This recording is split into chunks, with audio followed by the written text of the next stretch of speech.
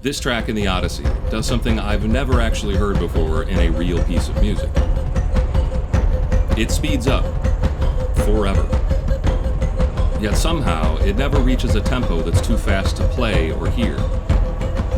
It's a rare type of auditory illusion, and to get the full effect, you'll need to listen to the entire track, specifically the second half. When I first heard that music in theaters, I was quite confused. So I went home and studied it and tried to recreate it on my own. And throughout that process, I discovered there are 4 main tricks that drive this illusion forward. And to understand how they all work together, I think it's best to first observe a basic Risset rhythm, which sounds like this. What you're hearing and seeing is a simple rhythmic pattern. Above that, I have the identical rhythm pattern playing at double speed as it slowly fades out. Beneath that, we have the same rhythm playing at half speed and slowly fading in. While this is happening, the tempo is being automated to double over time. And as this loops, you'll get that feeling of constant rising tempo. Now, I think it's important to note that this illusion was derived from the original shepherd's tone created by Roger Shepard. That gives the effect of an infinitely rising pitch, which once again should not be possible. What you're hearing here is not one pitch, but many pitches, all spread across different octaves. As the highest voice keeps climbing, it also starts fading out, causing your ear to lose track of it. And while that's happening, a low tone is slowly fading in to help us restart the illusion all over again. Both of these remind me of a Penrose staircase. It's clearly an illusion, but it's also quite effective. But what's important to recognize is that both of these illusions work on a similar principle of fading something out so your ear loses track of it. And that's the first trick I hear heavily employed in the song Troy. Rhythmic layers will appear, but then slowly fade out, leaving you unable to focus on just a single track. But fading things out is only one little part of the puzzle. The second trick I notice being used here is the dropping of subdivisions to create a halftime feel. Then, once the tempo doubles, you're back where you started. Here's what I mean. Take a grouping of 2 notes and start playing them over and over. As you speed them up, start reducing the volume of every second note. Eventually, it'll fade away completely. Once the tempo has doubled, you'll be left with the exact same rhythm you started with. That's a very simple idea, but the way it's used in this track makes it much more complex. The composer is not working on groupings of 2, but groupings of 6 instead. As those 6 steady pulses speed up, we slowly start fading out every other note until it's gone. And once the tempo has doubled, we'll be back to the original rhythm we started with. That explains what one layer in this song is doing. Specifically, if you hone in on the Albanian flute in the track, you'll hear it performing that exact rhythm. But while that's happening, 2 other rhythms are layered in on top that start working with one another. First, we have the same exact rhythm pattern happening, but at half speed. That creates 3 strong pulses, which we would call a 3-4 feel.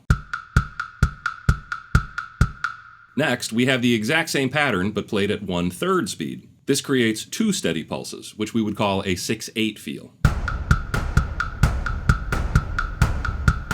And when both of those occur at the same time, 3 and 2, we call that a hemiola or hemiola. That's just a fancy word for the 3-2 polyrhythm, and I believe it's a main ingredient to this track's complexity. Throughout this track, there are 2 meters that the composer is working off of. So when they introduce new rhythmic layers, they can choose either of these to branch off of. And each of these layers is going to undergo that transformation through dropped subdivisions like we saw earlier. This grouping of 3-4 eventually gets every other note faded out, and once the tempo doubles, we're left with what we started with. And this last grouping also gets the same treatment. As it speeds up, every other note gets quieter until it's gone.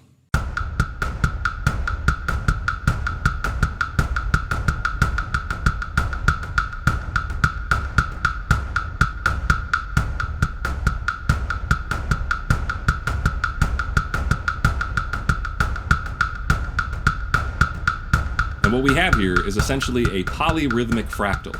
As you zoom in, you'll find an original copy of what you started with. The entire cycle starts by looking like this, but once we fade out every other note, we get a copy of the original rhythm at half speed, or twice as long. Once we double the tempo, or halve the lengths, we're left with an exact copy of what we started with. Hopefully you can see this opens up a whole Pandora's box of rhythmic possibilities. Not only are tracks fading in and out across different rhythmic cycles, but one voice might start taking the role of another voice. So the 2 pulse in one section might start acting like the 3 pulse in the next section. And I believe this fractal Risset polyrhythm is the main source of this track's complexity. However, there's one last trick here at play that doesn't involve rhythm, and it's super simple, but I just think it's the perfect complement to a track like this that's meant to induce an anxiety attack. All you do is take a very long note and let it slowly rise against a sustained pitch. You're going to hit every nasty dissonance along the way. So those are the 4 main tricks that I'm seeing at play here, and I've taken all of them and tried to recreate the original Troy song on my own in Ableton Live. What you'll see is a tempo that slowly doubles from 150 to 300, then it doubles from 300 to 600. I couldn't double from 600 to 1200 because Ableton maxes out at 999. So instead, I just reset the tempo back to 150. Now these blue sections are important. That's where I start dropping out the subdivisions to slowly create the next cycle of rhythm. You should hear things slowly melt away during those moments. And lastly, I did add some ambience using the rising pitch trick I mentioned, and also I recorded some distressed moans and coded them with lots of reverb. Now I'm not going to pretend that my version is good as the original, but I hope you would agree that I did succeed in accomplishing that effect of the infinitely ascending tempo.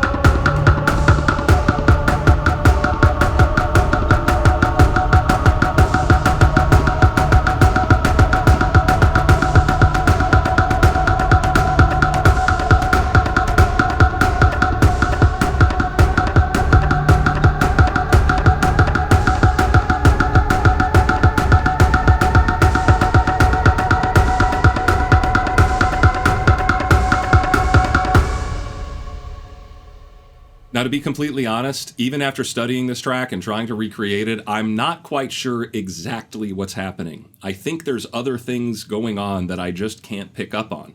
It's a very hard track to analyze. Just trying to listen to a single rhythmic cycle is almost impossible because it just fades and transforms into something else before you can really get a grasp on it. But here's a fun way to break the illusion completely. Even though it sounds like it's speeding up the entire time, you can skip through the track and you'll find later sections of the song that actually feel slower than they did earlier on. Now, if you're confused on this stuff, don't worry. I have an entire lesson on Hemiola, and I've also done a lesson on mastering polyrhythm. And if you're a guitar player who's just struggling with rhythm in general, I've got good news. My 2-part course, Real Rhythm Guitar, has 5-star reviews across the board.